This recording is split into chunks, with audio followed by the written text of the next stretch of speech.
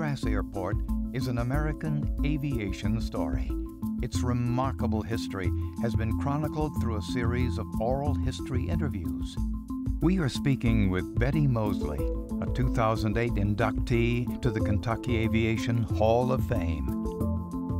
Betty, when was the first time you remember noticing an airplane? I can't remember how old I was. I know I was in grade school and I lived on a ranch in Utah, born and raised there. And the rancher next to us had a small aircraft.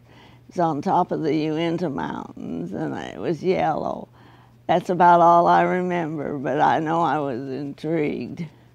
Talk about your hangar and the airplane behind you.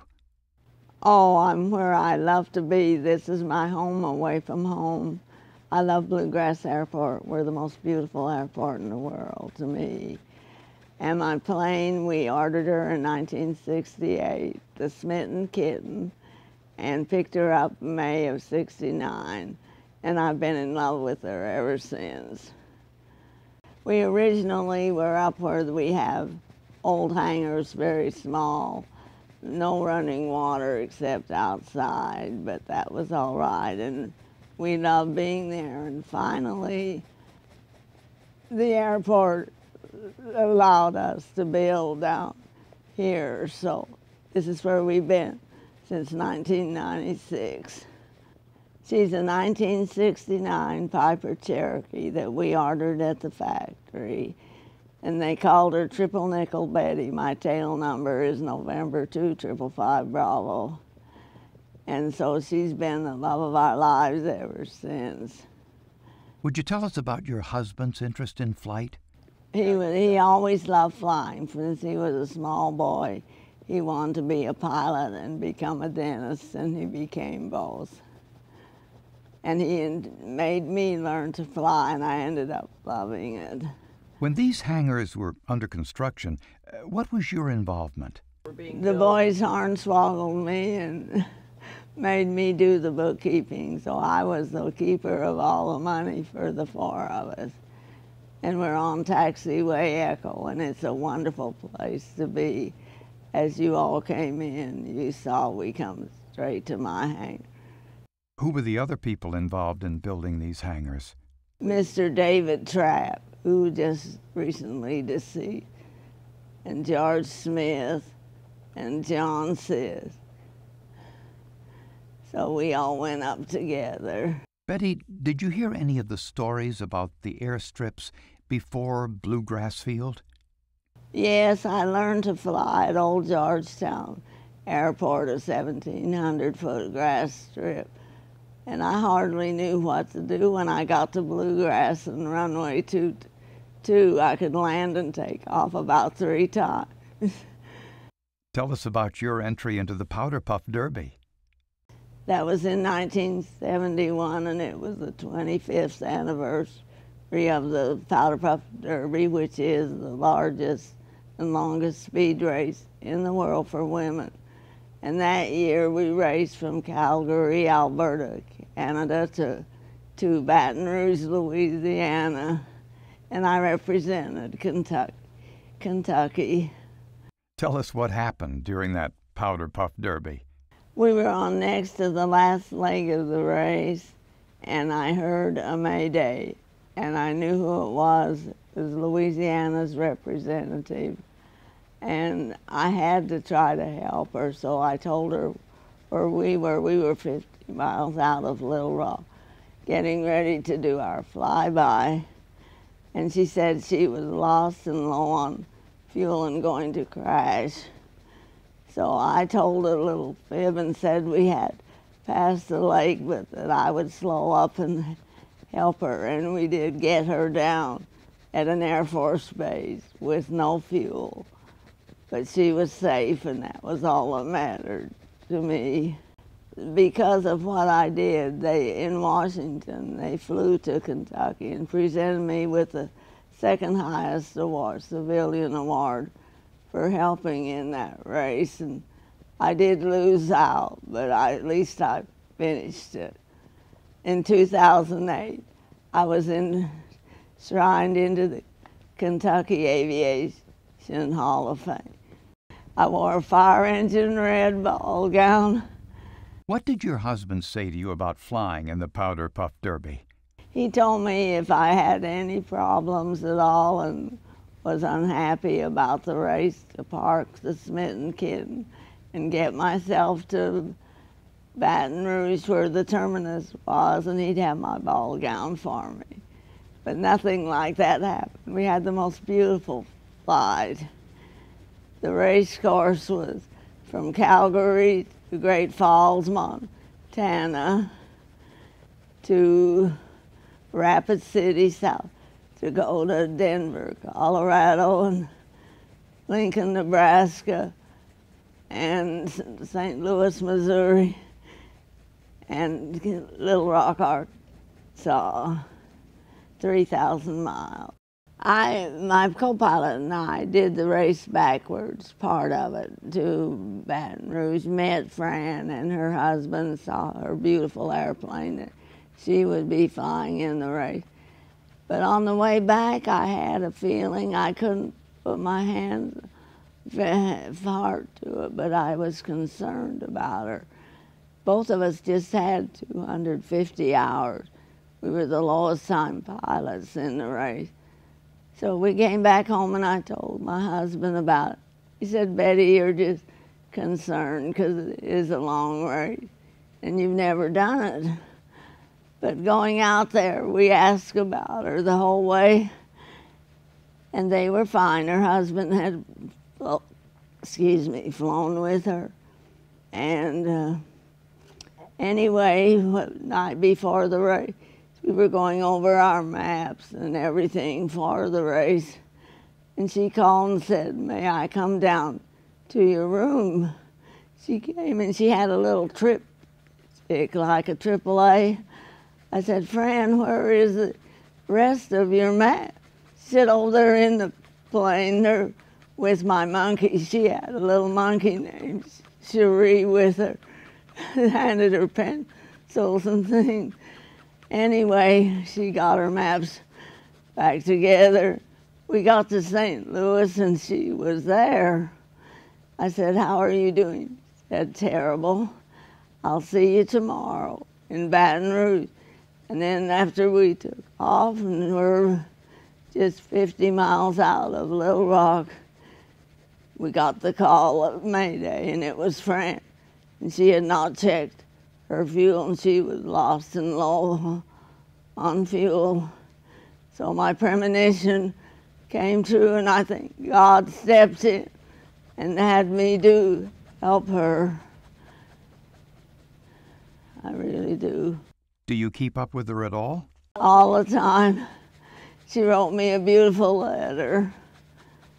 And I don't think she's still flying, but she just didn't do quite what she should. But there were 150 aircraft in the race that year. Philip Morris sponsored it, and she would have ruined the race for all of us. So I was so happy I could help. Because of my helping another racer to safety, Washington awarded me a call to one of 27 women in the United States to go to Washington and, in various places and be on the Women's Advisory Committee relating to civil aviation. And I love that. I met wonderful, wonderful people and did a lot of wonderful work. Primarily, we met in Washington, had lunch at the White House a couple of times. I felt so wonderful because that's our house too, you know. You and your husband flew so many hours and took so many great trips. I really wanted to bring glamour to flying, and I could wear my fur coat and white gloves and check my oil and sumps and never get any dirt on me. And I flew barefooted, but I put those heels on when we got out of the plane. Typical woman. I get excited talking about what I've done because it was so wonderful. Do you remember some of the celebrities that have come through Bluegrass Airport? I do. I love seeing Queen Elizabeth, and of course, she came for the races. I would see her at Keeneland and see her here too.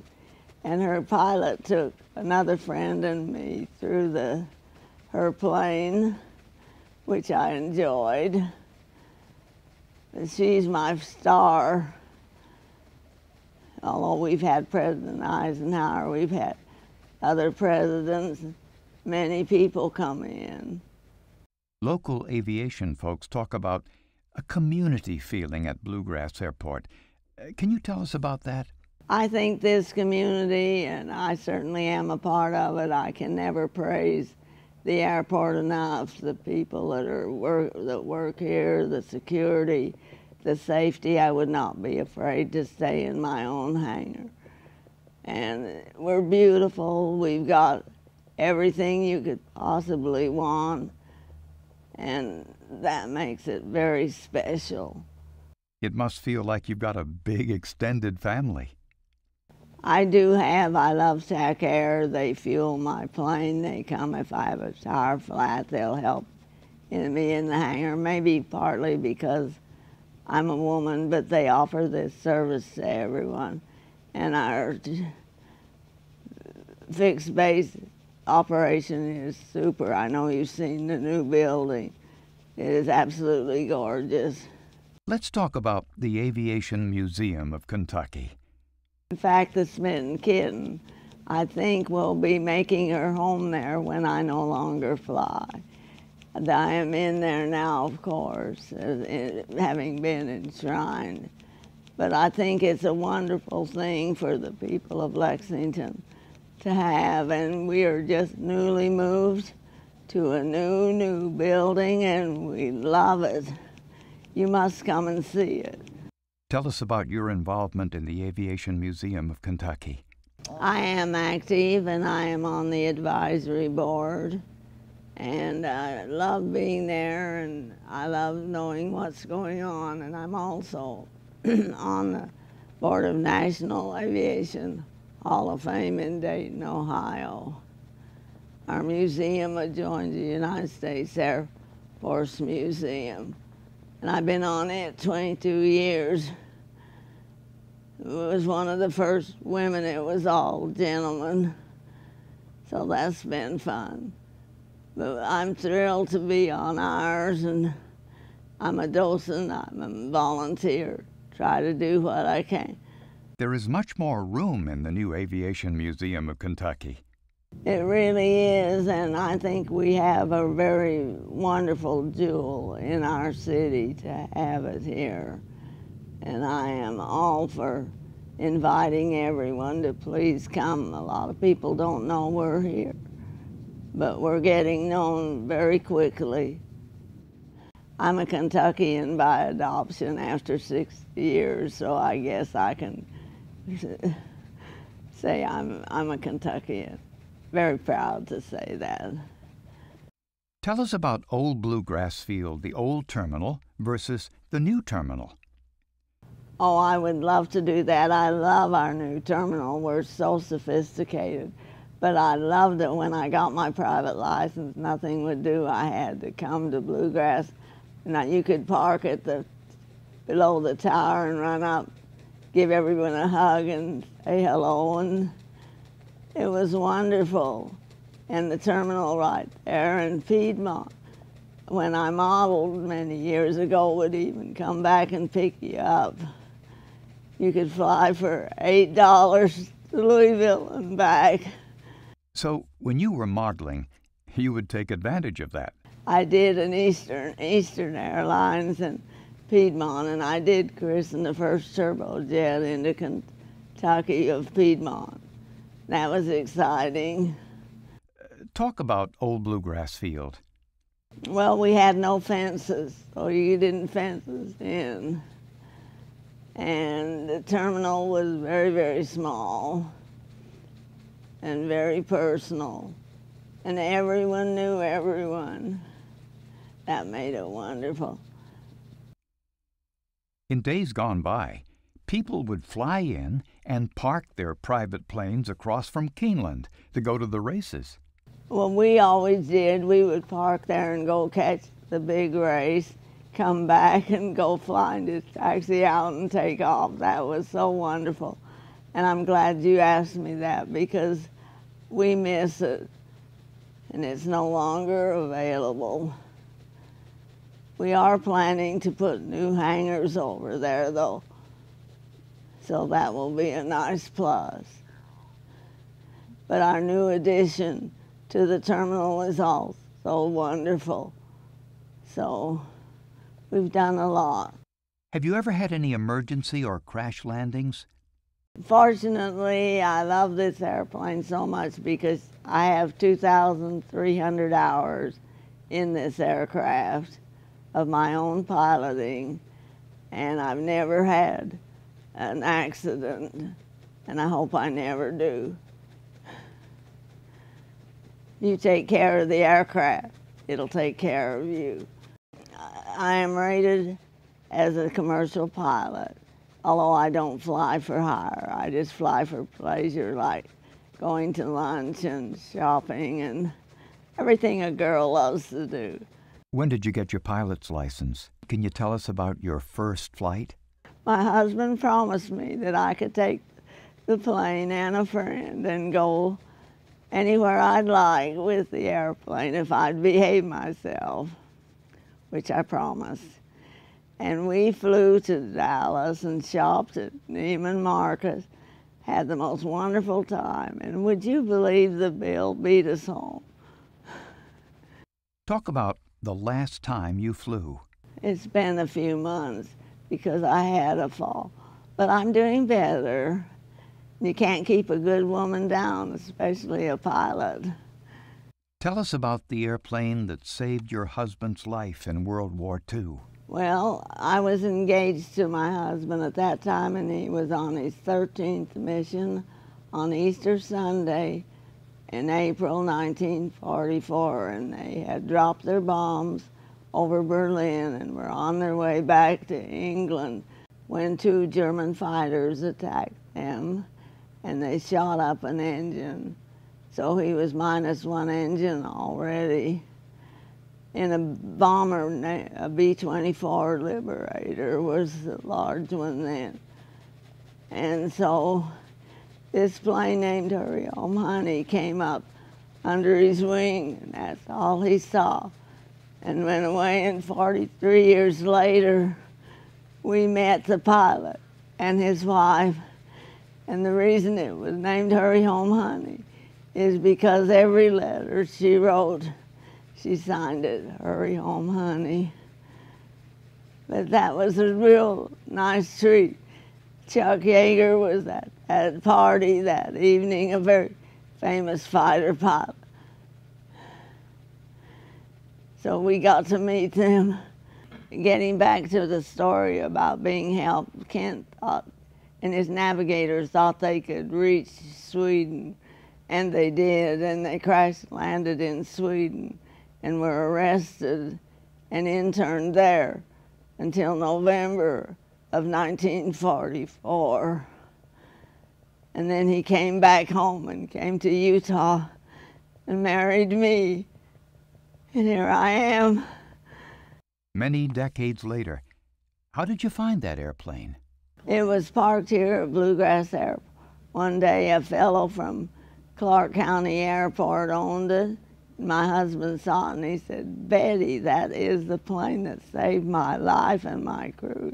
So we went over and introduced ourselves, and he told us what was going to be happening, that the pilot would be there, and invited us to be his guests. So that's how we got to meet them. It must have been so much fun to meet other women aviators. Oh, they were wonderful. Anna Chennault, who was married to General Chennault and had us at Watergate when all that was going on, was President Nixon. We were at her home for a beautiful party. Tell us about your private hangar. What's in it? Oh my goodness, everything I love. I wanted it to be like a home. I wanted to be able to come out here and do whatever. I even have china that matches the aircraft. I have silverware. And of course, I own a Rolls Royce, so I have to have something like Miss Daisy would have had. Betty, I think we need to do a movie on you.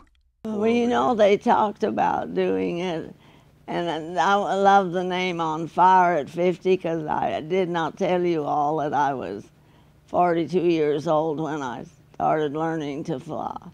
And I did not want any part of it, and I ended up loving it. And I love my little bird. Have you ever come out here and spent the night before?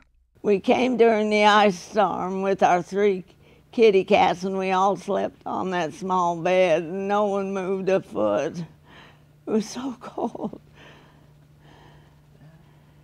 But I've had many parties out here and done many nice things, and everyone seems to have enjoyed being here. One December we had a party and it was 70 degrees, so the hangar door was up, and it was fun. How did the name Smitten Kitten come about? My husband named it because he said I got smitten with flying. The first thing I did after I soloed, which was a pretty dumb thing because you have to have quite a few hours to fly the Powderpuff Derby, I told him I was going to fly the Powderpuff Derby. He looked at me like, she's got to be out of her mind. But I proved I could, so I did. Did your husband worry about you when you were flying? No, he trusted me.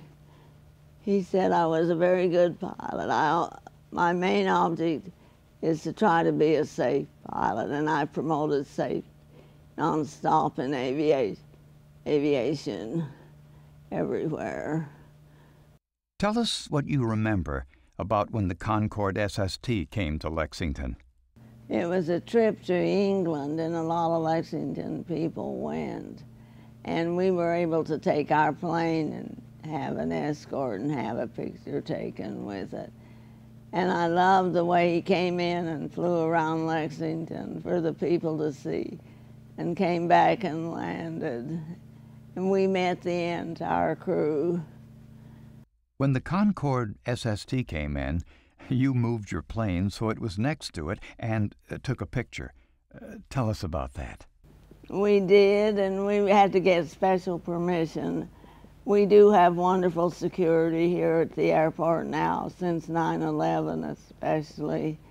And I'm sorry about that in a way, because before anyone could drive up and watch the plane take off, and we felt so free. But that was a thrill to have our little bird picture taken with such a gorgeous airplane. It would have been something to see the Concorde fly over Lexington.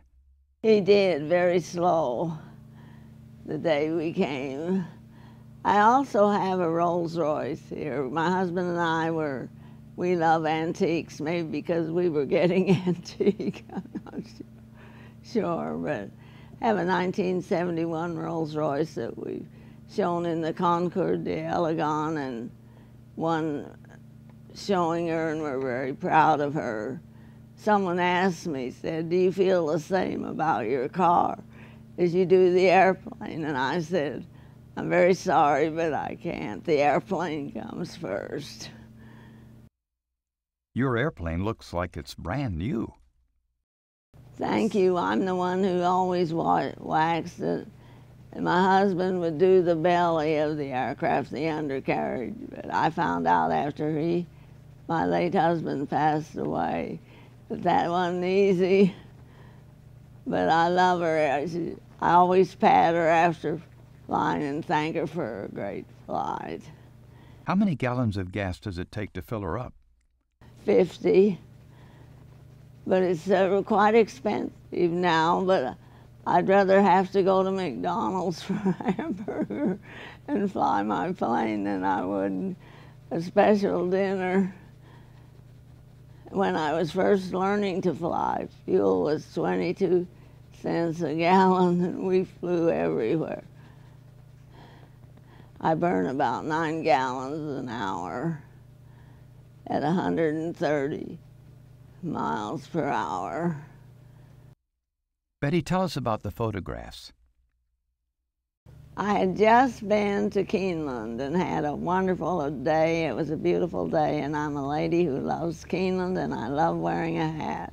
So I came over to see Dr. Richardson and see about my own aircraft. And his was in the hangar, and they photographed me with this picture of Hurry Home Honey, who saved my husband's life over Berlin in 1944. Tell us about the cover of the 99 News, a publication focused on the achievements of female pilots.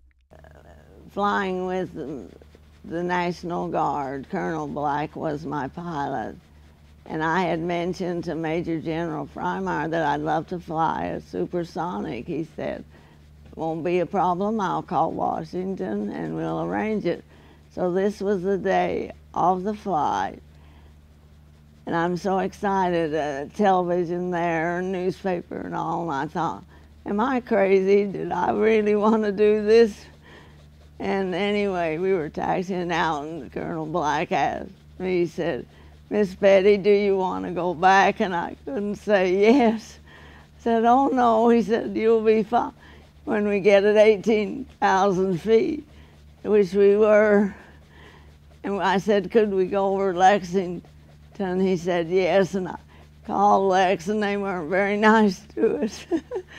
I guess they we were too busy, but anyway, we did an actual low-level mission, reconnaissance. It's a reconnaissance aircraft, and it was very exciting. So you were a cover girl. All right, but if you'll notice, I'm wearing a pink pin. I'm all girl. In spite of the coveralls. I always wanted to be on the cover of a magazine with modeling in a ball gown. So this is my ball gown. But I got to wear one when I was enshrined, so that made up. How about this picture? That's a beauty. That photograph was taken on the end of runway 22. We got special permission to do it, and we were trying to build ours so that I could be in the Powderpuff Derby, and it was a beautiful day. And I always tell Bluegrass Airport when we come in, you never looked more beautiful, and they know what I mean. You all are so sweet to do this for our airport. I'm in love with our airport. I really love being a woman.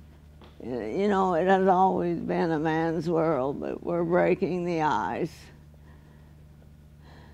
I'll have to tell you, a friend of mine that just was enshrined, she flew for Frontier, and the pilots that she was to fly with said, "What would you like us to call you, Chickie?" She said, "Call me Captain." Emily Warner flew for Frontier, was the first woman American pilot. But those boys said, "What do you want us to call you, Chickie?" She said, "Call me Captain." Bluegrass is so beautiful. I didn't get to tell you all, but I love flying at just before sunset, going up and catching the sunset and coming back in and landing. It's a beautiful feeling on a beautiful day. There's an old ad campaign that says, "Our approach is different." That's right, and it certainly is. And when we first got the paintings on the front to touch down, you wanted to go under that bridge. You didn't want to land on top of it. That was funny. I love it.